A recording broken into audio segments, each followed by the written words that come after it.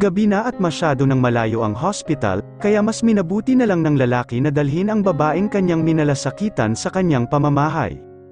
Ramil, oh my God!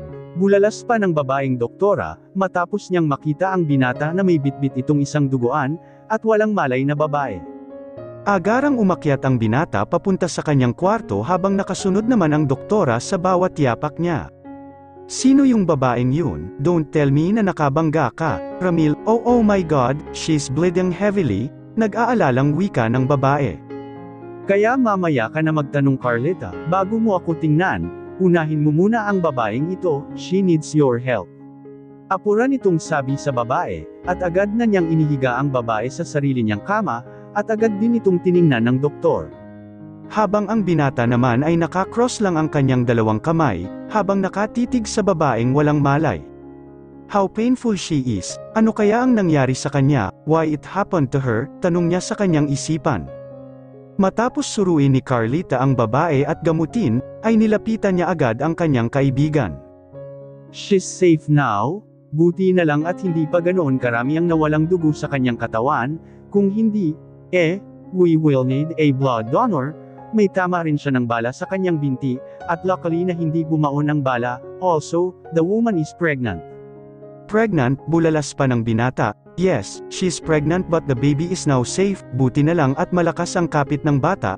The baby also fight for its life, ang lakas ng mag-ina na iyan, they survive sa malubhang sinapit nila, papuri pa ng doktora while there is a smile on her face.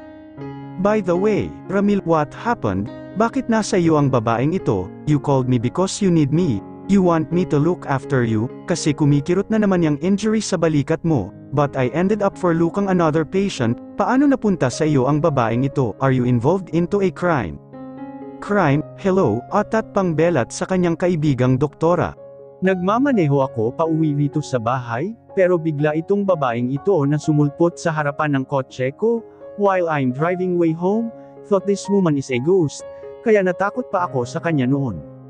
But she collapsed in front of my car. That's why I decided to help her and bring her home, since I know na nandito ka sa bahay ko ngayon, para tulungan ang babaeng yan, that's all.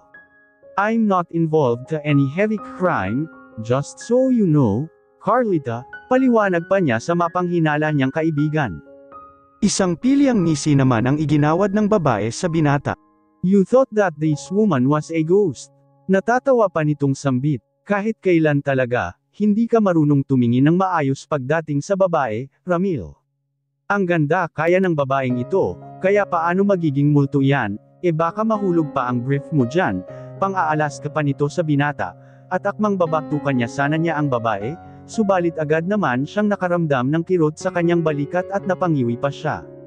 Kaya, hayaan mo akong suriin ka ngayon, sabi pa ng doktora ng ngising-ngisi sa binata, at parang bata namang sumunod si Ramil sa yapak ng kanyang kaibigan. Nothing more problem about your shoulder, Ramil, it just that hindi pa tuluyang naghihilom ang mga sugat mo sa loob, dahil sa operasyon mo from that accident, kaya I advise you na huwag ka munang masyadong magbubuhat ng mabibigat na bagay, at maging maingat ka sa paggalaw. In that way, mas mapapabilis mo ang iyong paggaling, and also about that woman, maaring 2 o 3 araw pa bago siya magising. Since you take that girl to your home, better to look after her. Sabi pa nito sabay tayo mula sa kanyang kinauupuan, at sinuot ang kanyang sling bag. I have to go home, Ramil, my husband is waiting for me, take care of yourself and also to that woman, paalam pa nito at hinitid naman ng binata ang babae palabas ng gate. Salamat, Carlita, you're welcome, huling tugon nito tsaka pumasok na ito ng sarili nitong kotse at agarang umalis. Kinaumagahan ay maagang nagising ang binata. Oras na para pumasok sa kanyang sariling kumpanya. Dali-dali siyang naligo at pagkatapos niyang magbihis, ay agad na siyang bumaba ng hagdan sabay tawag sa nag-iisa niyang katulong. Nay Bining, Nay, mabilis namang lumapit ang matanda at hinihintay siya nitong makababa ng tuluyan mula sa hagdan. Yes po sir, may ibibilin po ba kayo sa kung ano ang nais mong kainin mamayang gabi? No, not that, please take care of the woman in my room, look after her kapag wala ako and tell me anything about her, if there is improvement to her kapag nakabalik na ako from my work, anito sa matanda. Yes po sir, sagot naman ito sa paalis niyang amo. Matapos maglinas at maglaba ni Aling Bining, ay agad itong umakyat ng hagdan at tiningnan niya ang babae, kung may ipinapakita na ba itong senyales na malapit na itong magising, subalit ganun pa din ito at walang ipinagbago ang kalagayan. Umupo ang matanda sa tabi ng babae at mataimtim niyang tinitigan ang mukha nito. Nako, alae, kay gandang babae naman Neri. Bagay ito kay Sir Ramil ko ay nako.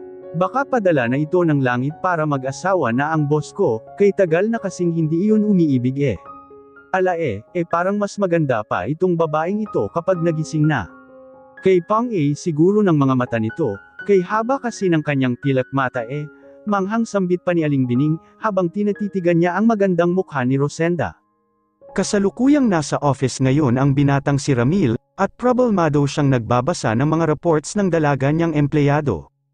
Paano ko pa ito gagawa ng paraan? Aniya sabay bagsak ng may kakapalang mga papers report, napasandal siya ng kanyang likod sa kanyang upuan at minasahe niya ang kanyang sumasakit na ulo, dahil sa problema ng kanyang kumpanya. God, bagsak ang sales pati na ang ratings, at halos wala masyadong pumapasok na income for almost 8 months, may money can't keep on covering sa lahat ng kailangan ng kumpanya. That's why I hate business. Kung hindi sana namatay si Papa, siguro nasa maayos pa ang iniwan niyang kumpanya sa akin. What if, ibenta ko na lang ang kumpanyang ito? No, I can't do that. This company was treasured by my dad. Hindi ko ito pwedeng ibenta dahil sa nahihirapan lang ako. I need to do my best to save this company. All I need is a very strong investor para magsugal sa palugi kong kumpanya. If I can't make it within 3 months, maaring mawala na sa akin ang kumpanyang ito, and I can't afford to lose this company. Dugtong pa ng binata sa kanyang isipan, habang gulong-gulo na ang kanyang utak, kung paano siya makakahanap ng investor that is willing to take a risk sa kanyang kumpanya. Habang sa kabilang banda naman ay kasalukuyang kausap ni Carlos ang dalawa niyang tauhan. Sir, sinuyod ko na ang buong sapa doon sa gubat, pero wala akong nakitang bangkay.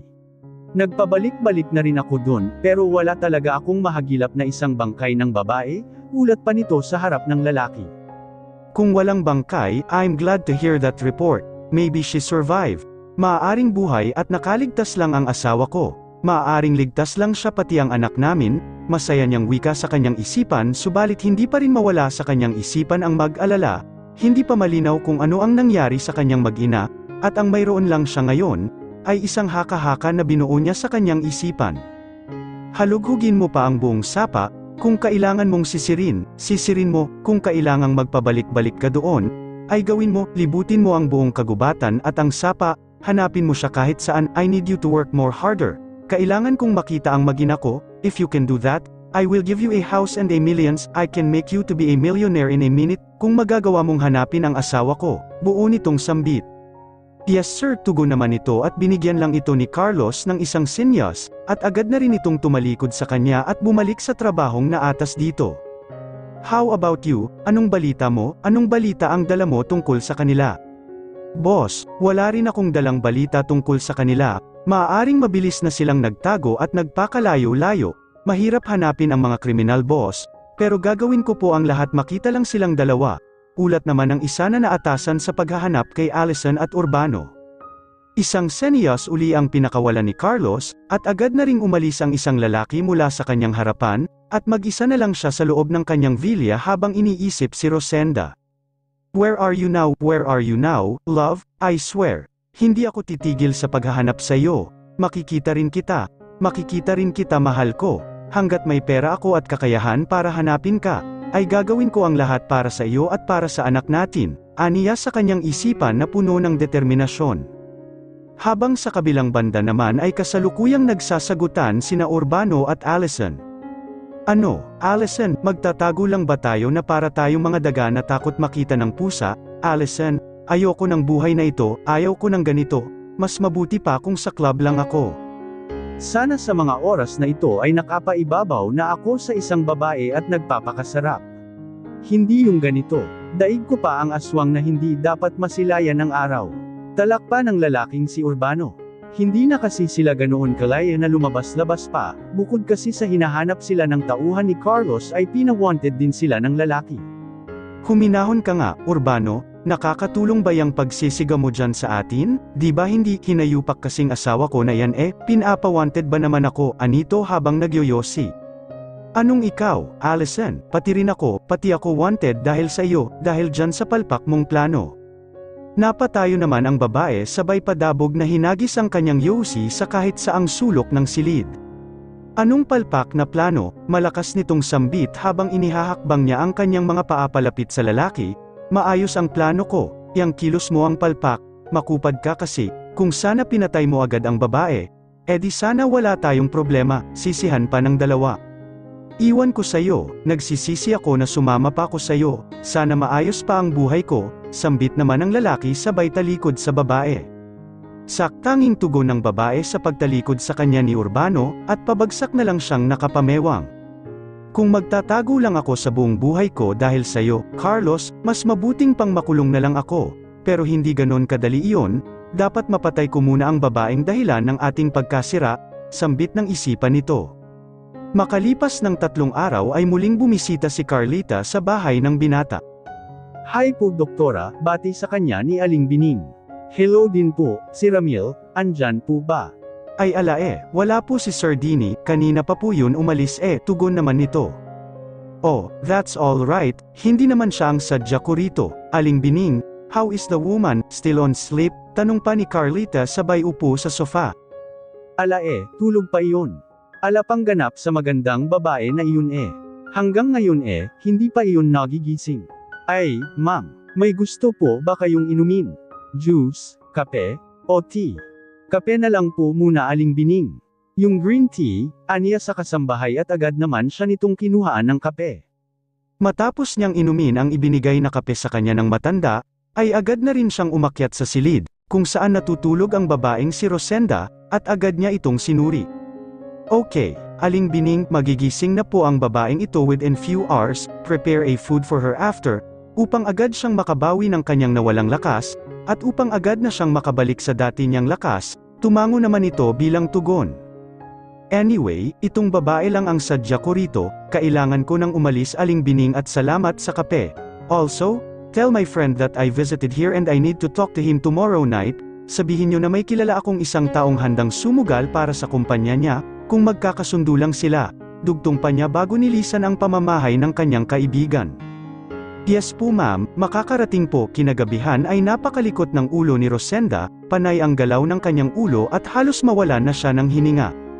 Nanaginip siya ng masama, hinabol daw siya ng mga lalaki at ni Allison, pinagsasaksak daw siya ng mga ito sa kahit saang parte ng kanyang katawan na para siyang kinakatay na baboy. Tama na, pakiusap tama na, palahaw niya habang nakapikit, na siya namang ikinakaba ni Aling Bining, matapos niyang marinig ang palahaw ng babae na nagmumula sa silid ng kanyang amo, kaya dali-dali siyang tumakbo paakyat ng hagdan, mabilisan niyang binuksan ang pintuan sabay alog-alog sa babae upang magising. Ganda, gumising ka, ganda, anong nangyayari sa'yo, ganda, gising, sambit pa ni Aling Bining sabay napabalikwas ng bangon si Rosenda, at kasunod nun ay ang palagapak ng isang pisngi ni Aling Bining, sabay takot na napausog ang babae sa kama, habang hawak-hawak ng mahigpit ang kumot. Lumayo ka, tama na, maawa ka, pakiusap, tama na, tigilan mo na ako, tigilan mo ako, maawa ka, pagmamakaawa pa ni Rosenda sa babae, habang halos na lang ay itago na niya ang kanyang mukha sa naturang kumot. Muling sigaw pa ni Rosenda nang akmang hahawakan sana siya ni Aling Bining, kaya imbis na hawakan ng matanda ang babae, ay namiwang na lang siya sa harap nito, akala kasi siguro nito ay isa pa siya sa masamang panaginip nito. Dapat ay ako ang matakot sa iyo, sinampal mo ba naman ako sa edad kong ito? Halos maduling ako Huminga ka ganda, hindi totoo ang panaginip mo, hindi kita sasaktan, pampakalma pa niya sa babae. At tinitigan naman siya ni Rosenda mula ulo hanggang paa habang sinusuri ang buong kaanyuan, doon niya napagtanto na walang hatid na kapahamakan ang matanda sa kanya. Hindi po kayo masama, abay hindi, sa edad ko ba na ito ay magagawa ko ang gumawa ng masama, mapupunta lang ako kay Satanas niyan ni hindi ko nga nagawang ilagan ang sampal mo, kaya paano ako gagawa ng masama kung ako ang napapasama? Unti-unting lumuwag ang pagkakahawak ni Rosenda sa kumot, at unti-unting niya na rin itong ibinaba. Panaginip lang ang lahat ng iyon, panaginip ang sayo, pero ang sampal mo sa akin hindi na yun panaginip, tugon pa nito sa dalaga. Kung ganon, sino ka, nasaan ako? Ako si Bining. Kasambahay dito sa malaking bahay na ito ni Sir Ramil, at ikaw, sino ka? Ramil. Alay, Ramil. Ang nagmamay-ari ng bahay na ito at nagdala sa iyo rito sa pamamahay, ganda. Uulitin ko ang tanong ko, sino ka? Anong pangalan mo? Ako si Rosenda, salamat sa pag-aalaga nyo sa akin at sa pagkupkap. Abay walang anuman, tsaka doon ka magpasalamat sa sir ko, at sa doktor ang tumulong sa iyo. Maiwan mo na kita? Hak, kabilin-bilinen kasi sa akin ni Ma'am Carlita na ipagluto kita pagkagising mo, sabi pa nito at iniwan na niya ang dalaga at agad itong pinagluto. Pagkatapos magluto ni Aling Bining ay inihain na niya ang kanyang niluto, at dinalhan niya ang dalaga ng pagkain sa kwarto. Napapanganga na lang ang matanda habang pinagmamasdan ang babae, grabe kasi ito kung makakain at kung makahigop ng sabaw, kulang na lang ay kainin pa nito pati ang mangkok at plato. Ikaw ba naman sa kalagayan ng babae na puro tulog sa loob ng ilang araw at sugatan pa, ay mapapasabak ka talaga sa matinding kainan na parang eat all you can. Isa pa po, request pa ni Rosenda sabay abot ng mangkok sa matanda, halatang halata na gutom siya. Sige, sandali lang, wika naman ng matanda at nagmamadaling bumababa at kumuha ng sabaw. Ito na ganda, sabay abot ng mangkok, salamat po, galak na tugon ng dalaga at muling nilantakan ang sabaw. Natuwa naman si Aling Bining dahil malakas nang kumain ang babae at nagustuhan nito ang kanyang niluto. Sa estado ng ikinikilos nito ay mabilis itong makakabalik sa dati nitong lakas. Matapos kumain ng babae ay binigyan niya ito ng damit ng makapagbihis na ang babae, mabuti naman at nagkasya rito ang pinakamaliit niyang damit. Mataba kasi si Aling Bining at double ang kanyang katawan kumpara sa katawan ng babae. Ilang minuto pa ay dumating na ang binatang si Ramil at agad itong sinalubong ni Aling Bining. Sir, gutom ka po ba? May niluto po ako dyan, tiyak na magugustuhan mo po iyon gaya ng pagkagusto ng babaeng nasa itaas. Napatingin naman ang binata sa gawin ng matanda matapos niyang marinig ang ulat nito. Babae sa itaas, kumain, gising na siya, yes po sir, tugon naman ng matanda, sabay mabilis na inihakbang ng binata ang kanyang mga paapaakyat ng hagdan, papunta sa silid niya na kasalukuyang ginagamit ng babae. Sir, paghahanda na lang po kita, pahabol na sambit ni Aling Bining sa nagmamadali niyang amo, at napakamot na lang siya ng kanyang ulo nang hindi siya nito binigyan ng pansin. Alaka sir, dahan-dahan lang sa pagbukas ng pinto, baka mahumaling ka kay ganda, mahinang babala pa nito sa binata. Nakaupo si Rosenda sa kama at nakatalikod siya sa gawin ng pintuan, nang makarinig siya ng isang tunog ng pagbubukas ng pinto, at agad siyang napalingon sa kanyang likuran. Aling Bining aniya dahil akala niya ay ang matanda na naman ang pumunta sa kanyang silid, subalit nanlaki lang ang kanyang mga mata nang makita niya ang isang lalaki, bigla siyang kinabahan dahil baka nahanap na siya ni Allison, at baka tauhan nito ang gwapong lalaki na nasa kanyang harapan, kumakabog-kabog ang kanyang puso na tila ay may isang karera ang nagaganap. Habang si Ramil naman, ay saglit na napako ang kanyang mga paa sa kinatatayuan nito, nang makita niya ang magandang image ng babae. His heart skipped for a beat dahil sa ganda nito and her face resembled someone na kinahuhumalingan niya noon, tila parang may nabuhay na pag-ibig sa puso ng binata na kay tagal na nitong itinatago. Sino ka? Nangangatog na sambit ng babae sa binata na siyang pumukaw naman sa atensyon nito. Siya si Sir Ramil, Rosenda, singit pa ni Aling Bining sa ilalaim ng kilikili ng kanyang boss. Siya ang nagmamay-ari ng bahay na ito at ang taong nagdala sa iyo rito, dugtong pa nito at nakahinga naman ng maluwag si Rosenda, buti na lang at mali siya ng iniisip. Ikaw pala si Ramil, maraming salamat sa pagtulong mo sa akin, aniya rito at bigla namang naging seryoso ang imahe ng binata, at pumasok na ito ng tuluyan ng silid at brusko itong tumayo sa harapan ng babae. Look, I helped you that night because you needed a help kaya dinala kita dito sa pamamahay ko at pinagamot. I saw you bleeding with wounds and a one shot of a ballet on your legs. I don't want to get involved to any crime you with in your life. I'm done for helping you and after you fully recovered, ay pwede ka nang umalis sa pamamahay ko. Sambit pa nito sa napakalamig na tinig. Napayuko naman si Rosenda sa iwinika ng lalaki at napakagat siya ng kanyang pang-ibabang labi. Napakuyom siya ng kanyang mga kamay at humugot ng kakapalan ng mukha. Hindi ako aalis, buong-buo niyang sambit sabay tinitigan niya ng napakaseryoso ang mga mata ng lalaki, at kitang-kita niya ang pagkunot ng noo nito at ang pagsalubong ng mga kilay nito, Humugat pa siya ng mas makapal na mukha at nilakasan pa niya ang kanyang loob. Hindi ako aalis, huwag mo akong paalisan, pakiusap dito lang ako, kung gusto mo, gawin mo akong katulong, or alalay para patirahin mo lang ako dito ay gagawin ko, aniya sa lalaki sa nakikiusap at desididong tinig. Anong pinagsasabi mo, anito sa kanya habang nakakunot pa rin ang noo nito? Huwag mo akong paalisan, bukod dito sa bahay mo, ay hindi ko na alam kung saan ako mas ligtas pa, hindi na niya naipagpatuloy ang dapat nang sasabihin ng bigla na itong putulin ng binata.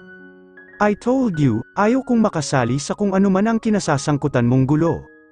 Ayokong madamay ang sarili ko sa kahit ano sa'yo, baka isa kang kriminal na sinusubukang tumakas sa iyong krimen, at ayokong makipag-ugnayan sa kahit ano, tapos na ako, tinulungan na kita at tama na, pagkatapos mong ganap na gumaling, umalis ka na sa bahay ko, mahigpit nitong sambit sabay talikod sa babae, at akmang pagtalikod pa lang ang lalaki ay mabilis na tumayo si Rosenda.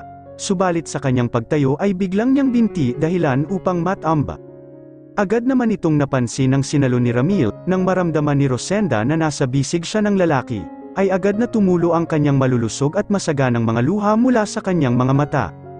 Huwag po akong paalisan, pakiusap pagsusumamo pa niya sa lalaki, papatayin nila ako at ang anak ko, hindi nila ako titigilan hanggat hindi nila ako napapatay, kaya pakiusap, huwag mo akong paalisan.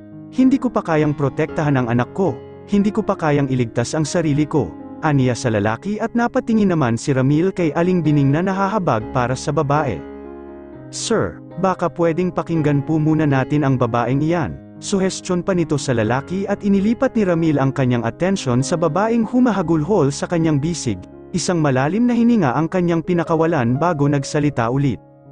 Alright, calm down now, sit on the bed and let me listen to you, wika pa ng binata, at ainalalayan niya itong makaupo sa kama sabay sinyas kay Aling Bining na kumuha ito ng tubig para sa babae.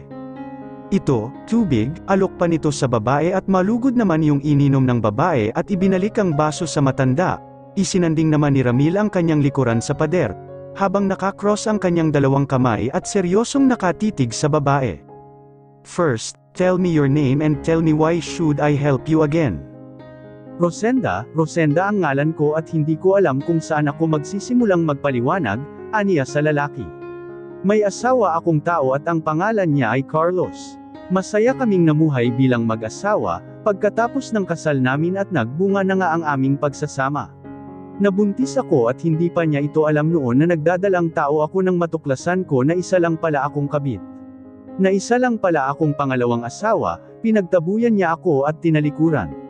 Magulo ang buhay ko. Nakilala ko ang asawa ni Carlos at mas pinili siya ng asawa ko kaysa sa akin, sa kadahilanang naghihigante lang pala ang asawa ko sa akin, dahil sa kasalanan ng aking ina sa ina niya. What, may kasalanan ang ina mo sa ina niya? How you married each other kung magulo ang mga magulang nyo? Lumaki ako sa lola ko at hindi ko inimbitahan ang ina ko sa kasal ko, at ang ina naman ng asawa ko ay patay na. Pinaghihigantihan niya ako dahil ang ina ko ang kabit ng ama ko noon, aniya habang naluluha na naman ang kanyang mga mata, at panay singhot na niya ng kanyang sipon. Alam na niya pala kung sino ako sa umpisa pa lang, at tinagaw niya ang katotohanan mula sa akin dahil party yun ang plano niya, kaya ginawa niya akong kabit nang hindi ko nalalaman upang paghigantihan ako, at iparamdam sa akin ang sakit na naramdaman ng ina niya noon, and now, gusto akong patayin ng kanyang asawa pati na ang baby ko, humagulgol niyang wika sa lalaki. Diyos ko, nakakahabag, sambit ni Aling Bining habang nakahawak ito sa sarili nitong dibdib. And what your stupid evil husband do noong gusto kang patayin ng asawa niya? Pinuntahan niya ako, niligtas niya ako kaya ako nakawala mula sa kamatayan, at hindi ko alam kung buhay pa ang asawa ko. He told me na mali siya sa kanyang ginawa at mahal niya raw ako, at ramdam ko na totoo ang lahat ng mga iyon. Pero, hindi ako maaaring bumalik sa kanya dahil alam kong ikakapahamak ko lang ito pati na ang baby ko, mahal na mahal ko ang anak ko at ilalayo ko siya sa kanyang ama, kung iyon ang mas ikakabuti para sa aming dalawa, dugtong pa niya habang nakahawak siya sa kanyang sinapupunan, at hindi pa rin tumitigil ang pag-agos ng mga luha mula sa kanyang mga mata. Stop explaining now, you can stay at my house sa kung gaano mo katagal nagugustuhin. Tsaka ka na lang umalis kung sa tingin mo ay ligtas ka na at ang baby mo, pero sana man lang bago ka nagpakasal, ay sinigurado mo muna kung sino iyang pinakasalan mo, yan kasi ang problema ninyong mga babae. Ang mahirap kasi sa inyo, ay mabilis kayong natutuwa kapag kasal ang pinag-uusapan, at nakakalimutan nyo na ang seguridad ninyo bilang isang babae, sambit pa ni Ramil tsaka iniwan na ang dalaga sa loob ng silid. Habang si Aling Bining naman ay hinapuhap niya ang likod ng babae, upang damayan ito sa bigat nitong pinagdaraanan. Ina rin siya kaya ramdam niya ang determinasyon nito, at ang pagnanais nitong